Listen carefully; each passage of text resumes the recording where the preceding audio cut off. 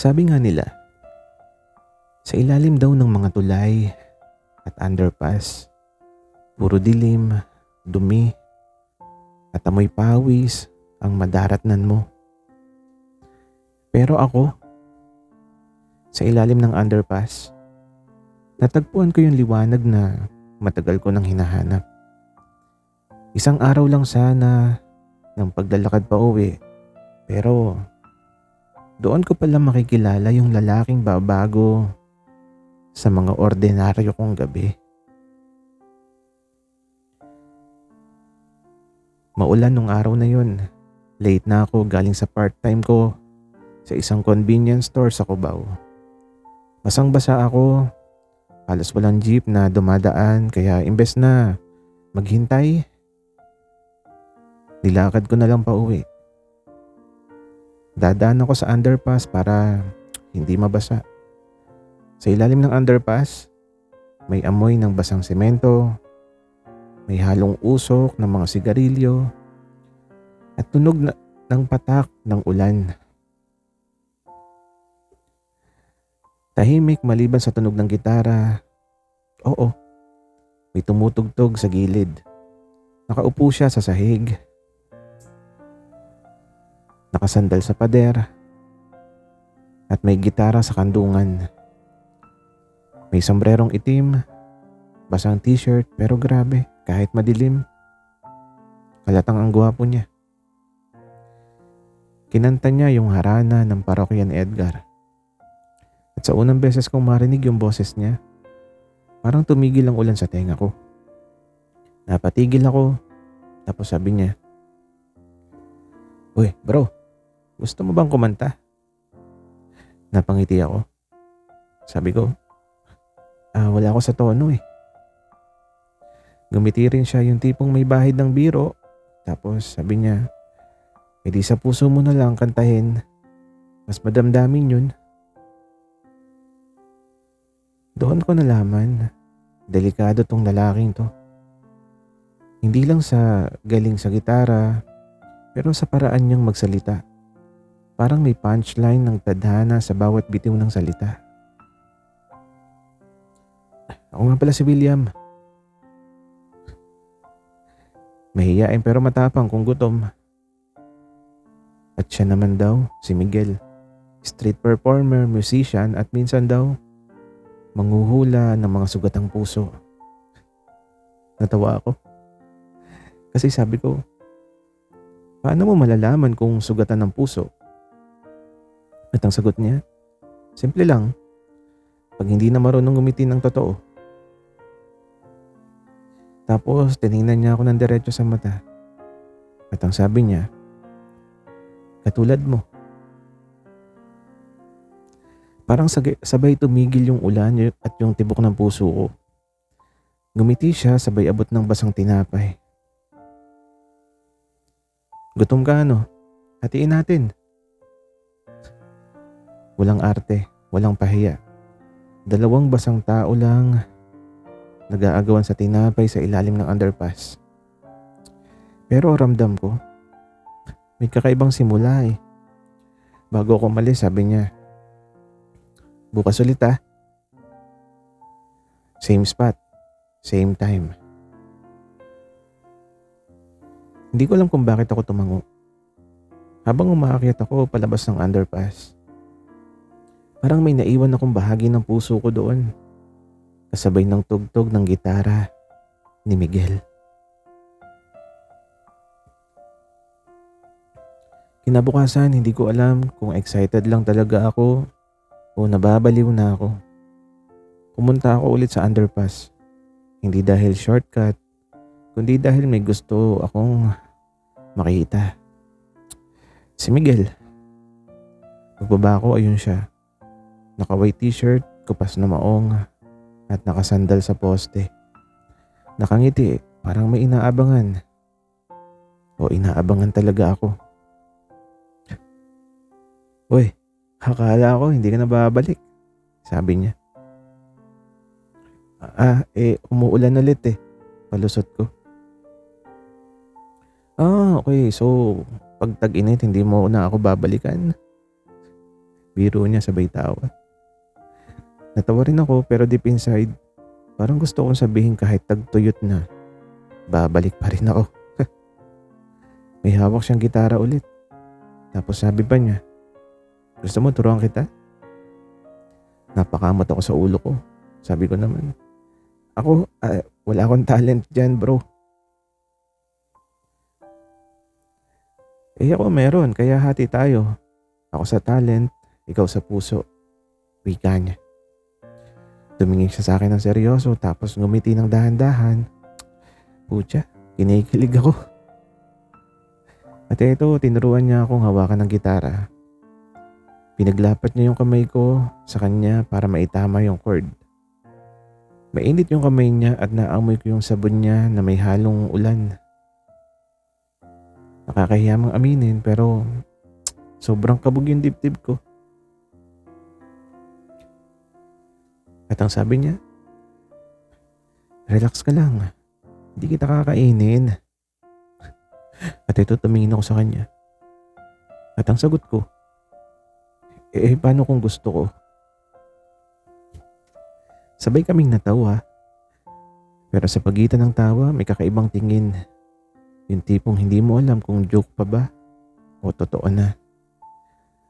Pagkatapos naming mag-practice, nagkwentuhan kami. Sabi niya, dati siyang tumutugtog sa bar, pero dahil sa isang heartbreak, tumigil siya. At ang sabi niya, dito na lang ako sa underpass. Mas tahimik. Mas totoo. At ito, tinanong niya ako, ikaw, bakit ka palaging mag-isa? At ang sagot ko naman, mas okay mag-isa kaysa masaktan ulit. Tahimik siya saglit, tapos tinugtog niya yung huwag ka nang umiyak. Hindi ko napigilan, ngumiti ako sabay sabi. Bakit parang ako yung inaawitan mo? At ang sagot naman niya, baka kasi ikaw nga eh. Ang lakas talaga ng kabog ng puso ko. Para akong binuhusan ng malamig na tubig pero mas nakakakilig kaysa sa nakakagulat. Bago ako umalis, binigyan niya ako ng maliit na papel. At meron siyang sinulat dito. Kung babalik ka bukas, dalahin mo yung ngiti mo. Kasi doon ako kumukuha ng lakas. Hawak ko pa yung papel hanggang ngayon. At sa unang beses na sa matagal na panahon, na-miss kong ngumiti ng totoo.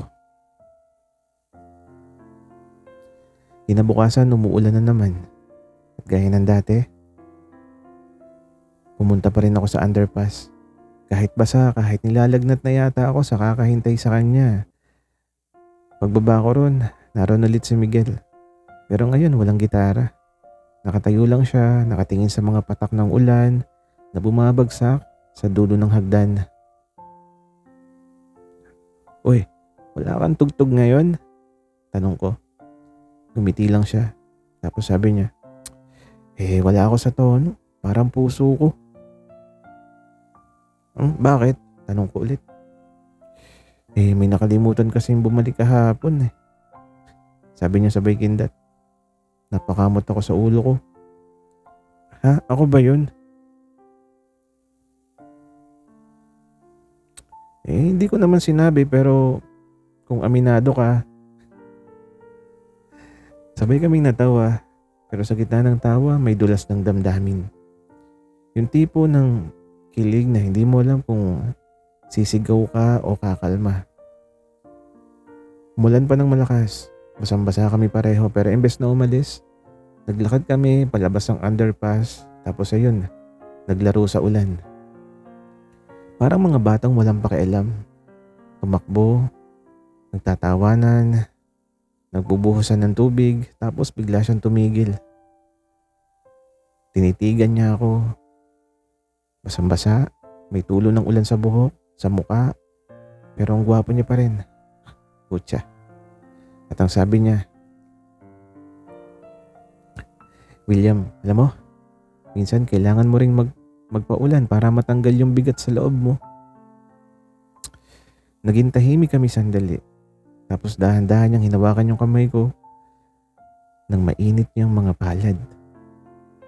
At ang sabi niya, "Ngayon, okay lang ba dito muna ako magpahinga sa'yo?" Hindi ko naman isasagot. Ngumiti lang ako. Pero ramdam ko na may kung anong pumutok sa dibdib ko. Yung hindi sakit, kundi saya. Tapos parang pelikula, may kulog, may ulan, may halakhak. At sa gitna ng lahat ng yun, nagsimulang magtugtog ulit si Miguel gamit yung tinig niya. Kinanta niya. Sa ilalim ng ulan, sa ilalim ng langit, doon ko nakita ang ngiti mo at doon ako nahulog. Hindi ko alam kung kanta niya talaga yun o ginawa niya lang para sa sandaling yun. Pero alam ko, ako yung tinutukoy niya. Nung paalis na ako, sabi niya, "William, kung sakaling bukas hindi umuulan, pwede pa rin tayong magkita, di ba?" At ang sagot ko naman, "Oo naman, kahit umaraw, kahit bumagyo." Ngumiti siya, sabay sabi, "Then see you sa ilalim ng araw, pero sa ilalim pa rin ng underpass." At doon ko nagpagtanto na sa lugar na akala ko puro dilim, doon ko natagpuan yung liwanag na kaya akong patawanin kahit umuulan. Hindi umulan kinabukasan, pero umiral yung kakaibang kaba sa dibdib ko. Bumaba ako sa underpass, bitbit yung paborito niyang tinapay at isang soft drinks. Excited ako kasi sabi niya, magkikita kami kahit walang ulan. Pagdating ko, yun siya. Pero may kasama. Isang babae, maganda, mahaba ang buhok, at tawa ng tawa sa mga biro ni Miguel. At si Miguel, yung tawa niya, yung tipong matagal ko nang naririnig pero ngayon, hindi ako natatawa. Biglang bumigat yung dala kong tinapay. "Uy, William, eto pala si Lisa, kaibigan ko dati sa banda." Tawag niya sa akin. Ngumiti ako.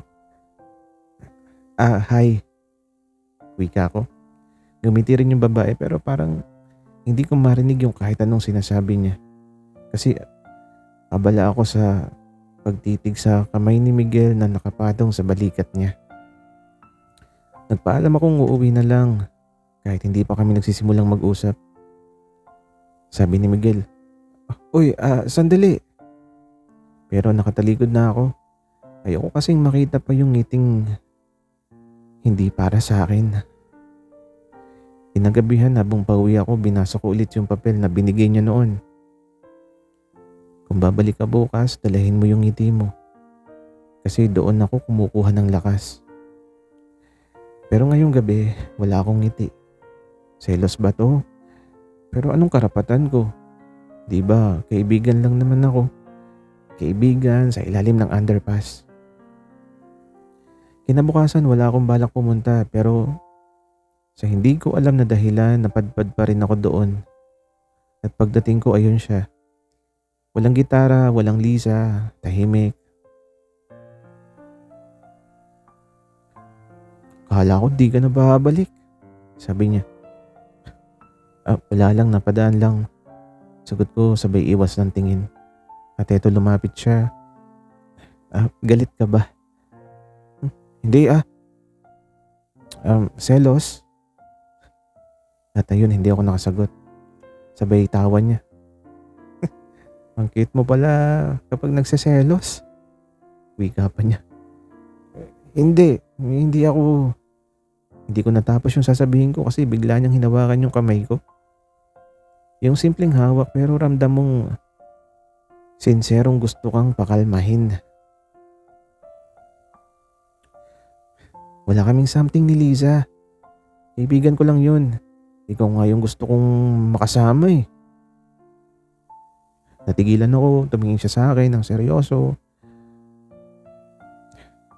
Tapos sabi niya, "Tingin mo, araw-araw kitang hihintayin dito para lang may katsikahan ako?" Tahimik lang ako pero sa loob ko parang may fireworks. Tapos ngumiti siya ulit, yung paborito kong ngiti. Ngayon, ikaw naman yung nagpapangiti sa akin. Kaya sabi ko, sige pero may kondisyon. Ano yun? Bukas ako naman yung tutugtog. Ha? Marunong ka na? Tanong niya. Hindi pa pero tuturuan mo ako, 'di ba? At ito ngumiti siya. At doon na nagsimula yung unang aral sa pag-ibig na minsan kahit selos ang simula, lambing pala ang dulo. Kinabukasan, maagang maaga pa lang nasa underpass na ako. Hawak ko yung lumang gitara ni Miguel. Yung may punit sa gilid pero tunog langit pa rin kapag siya yung tumutugtog. Sabi niya, "Uy, ang aga mo ah. Akala ko tinamad ka na eh." At ang sagot ko naman, baka kasi ikaw na yung tamarin eh." Ngumiti siya. Sabi naman niya, "Hindi ako tinatamad sa mga bagay na gusto ko. Lalo na kung kasama ka." Boom. Ayun na naman yung kabog sa dibdib ko na parang tumunog kasabay ng gitara niya. Umupo kami sa sahig, tabi ng pader na puno ng graffiti. Tinuruan niya akong hawakan yung chords. C, G, A minor, F. Pero hindi ko talaga makuha. Nakailang ulit na ako ng tamang hawak pero laging mali. Relax lang, William." Sabi niya habang inaayos yung kamay ko. "Ganito, dapat maramdaman mo muna yung tamang posisyon." At doon, dumikit yung dibdib niya sa likod ko. Hawak niya yung kamay kong nanginginig habang tinutulungan akong pindutin yung mga kwerdas. Ganyan. Bulong niya malapit sa tenga ko. Mainit yung hininga niya at para akong napako sa kinauupuan ko. Tama na ba yan? Tanong ko sabay kindat para may tago yung kaba. Tama pero may kulang. Ano? Yung rhythm ng puso mo. Sabayan mo yung akin. Sabay kaming natawa pero yung tawa nagtagal. Hanggang sa unti-unting tumahimik tapos bigla bumagsak yung isang bote ng tubig sa tabi namin. Nagulat ako at napasandal ako sa kanya. At ayun, tuluyan ang nagdikit yung katawan namin.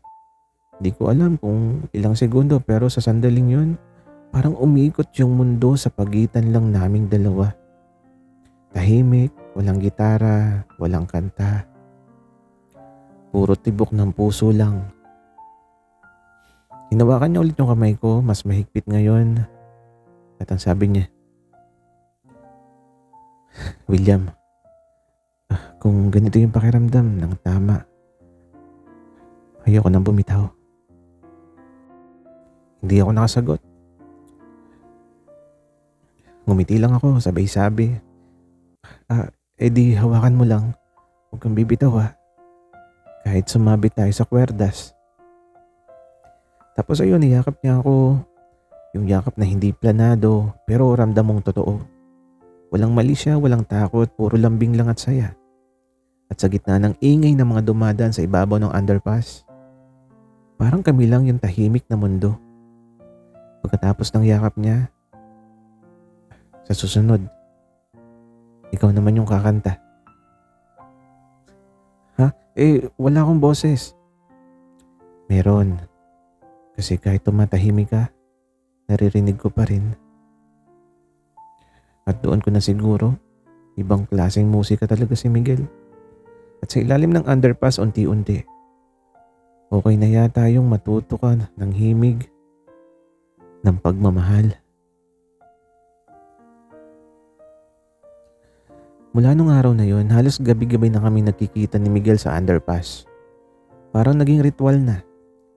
Siya may gitara, ako may dalang tinapay. Simple lang pero hindi ko na yata kayang hindi siya makita ng isang araw. Pero nitong huling mga gabi, parang may nagiba. Tahimik siya, hindi ganun kadaldal. Pag tinatanong ko kung may problema, ang sagot lang niya, "Wala, pagod lang." pero alam kong may tinatago. Isang gabi habang tumutugtog siya, biglang tumigil yung kamay niya sa gitara. Sabay sabi, "William, paano kung dumating yung araw na hindi mo na ako makita dito?" Natigilan ako. Ha? Anong ibig mong sabihin? Kasi baka kailangan kong umalis. Bakit? Tanong ko agad, medyo may halong kaba. Tapos ngumiti siya ng tipid. May tumawag sa akin. Yung dati kong banda, gusto na nilang bumalik ako. May offer sa probinsya eh. Tahimik lang ako. Kasi sa loob-loob ko parang may biglang sumikip yung mundo sa ilalim ng underpass. Di bumalik ka. Sabi ko kahit pilit yung ngiti ko. Sayang yung oportunidad, di ba? Wika ako pa rin. Pero yung boses ko, halos pabulong na. Ngumiti siya pero may lungkot. Ganun lang ba? Ano pang gusto mong sabihin ko? Na ayaw mong umalis ako? Hindi ako sumagot. Kasi totoo yun, ayokong siyang umalis. Pero hindi ko alam kung may karapatan ba akong sabihin yun. Biglang bumuhos ang ulan sa labas. Pareho kaming napatitig sa gilid ng underpass. Sa mga patak na parang nakikisabay sa bigat ng loob namin. Lumapit siya sa akin. William, kung aalis ako, may babalikan naman ako, diba?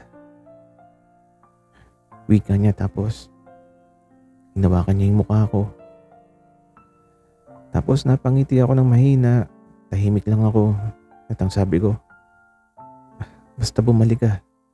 Kasi kapag nawala ka, hindi ko na malaman kung saan ako tatawid. Tumingin siya ng matagal tapos sabi niya, hindi ko alam kung anong meron sa ilalim ng underpass na to eh. Pero dito ako naging totoo. At sa'yo, unang beses kong naramdaman yung musika kahit walang tugtog. Hindi niya direktang sinabi ang I love you. Walang halik. Pero yung mga mata niya nagsisisigaw. At ako kahit walang salitang lumabas sa bibig ko, alam kong narinig niya yung sagot na huwag ka sanang umalis. Kasi dito ka na sa puso ko. Ilang araw na yung lumipas nung huling gabi namin sa underpass. Hindi na siya dumating, wala na yung tunog ng gitara, wala na rin yung halakhak na dati kong inaabangan. Ang underpass na dati kung pinupuntahan ay parang ngumiti. Ngayon ay parang nilamon ng katahimikan. 2 linggo, araw-araw pa rin akong pumupunta. Kahit alam kong wala na siya, umaasa pa rin ako. May dala akong tinapay kasi baka bumalik siya. Pero wala na. Hangin lang at patak ng ulan ang kasama ko. Bakit parang ang hirap kong kalimutan? Bulong ko sa sarili ko. Tumingin ako sa dingding kung saan lagi siyang nakasandal. May graffiti doon na mukhang bago at may nakasulat. Ang musika ay di natatapos kahit tumigil ang tugtog. Napangiti ako pero sabay ng patak ng luha ko. Sabi ko sa sarili ko, tangina, ang drama ko. Pero totoo namimiss ko siya. Miss ko na yung tawa niya, yung pang-asar niya, yung mga mata niyang laging puno ng saya. Isang gabi habang pauwi ako galing sa trabaho, may narinig akong pamilyar na tugnog. Pling, pling, pling. Ganun. Tunog ng gitara. Mabilis akong bumaba sa underpass. At ayun siya. Nakaupo sa dati niyang pwesto. Nakangiti. at tinutugtog yung unang kantang tinuro niya sa akin.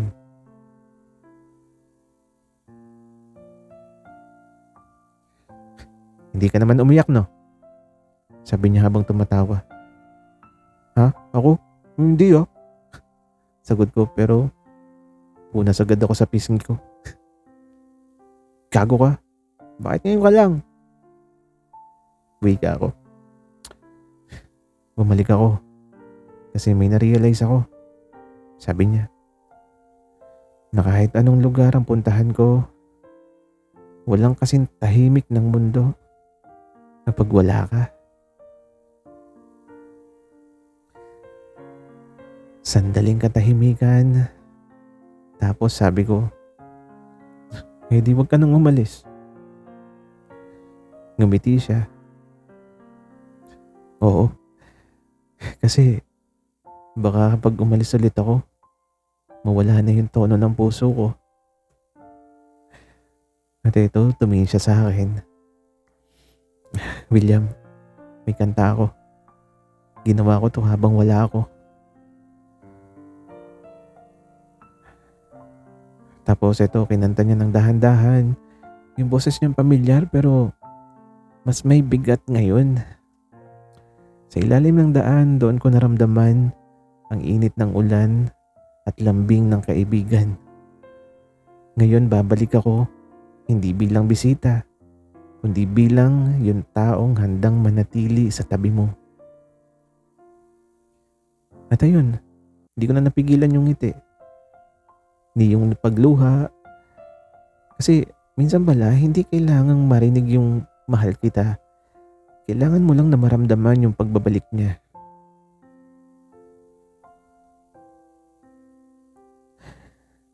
Sabi nila, kapag minahal mo ang isang tao, hindi mo kailangang itanong kung bakit.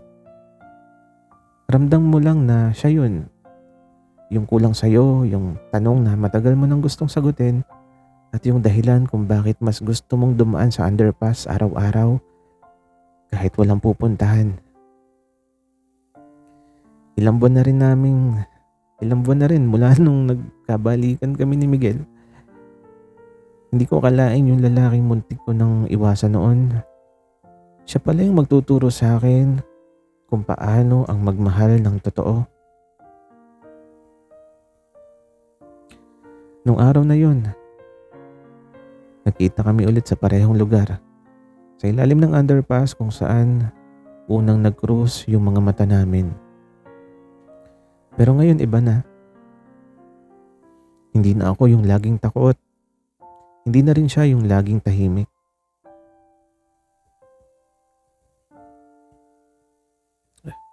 Uy, naalala mo ba dati? Tayo nung unang nagkita. Kala ko nun masungit ka.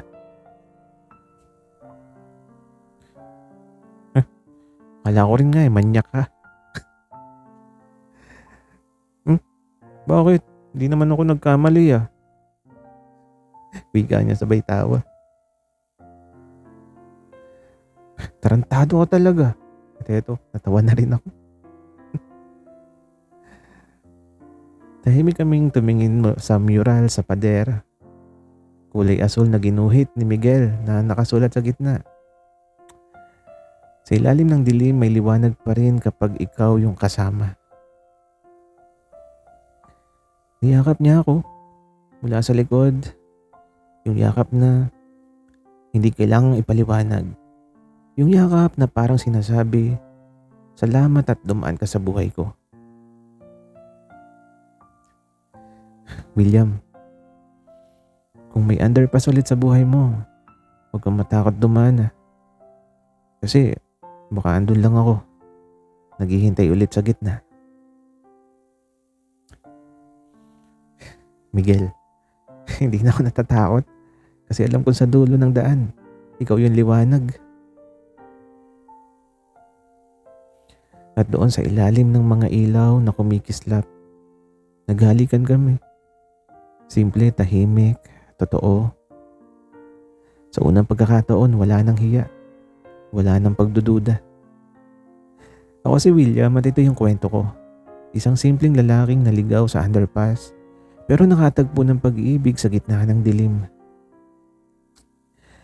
Sa bawat hakbang sa ilalim ng lupa, natutunan kong minsan ang pinakamagandang daan ay yung hindi mo inaasahan. At kung sino man ang makasabay mo ron, hawakan mo ng mahigpit. Dahil minsan lang darating yung taong handang samahan ka kahit sa pinakamadilim na parte ng buhay mo. Sana'y nagustuhan niyo ang aming kwento. Maraming salamat sa inyong pakikinig.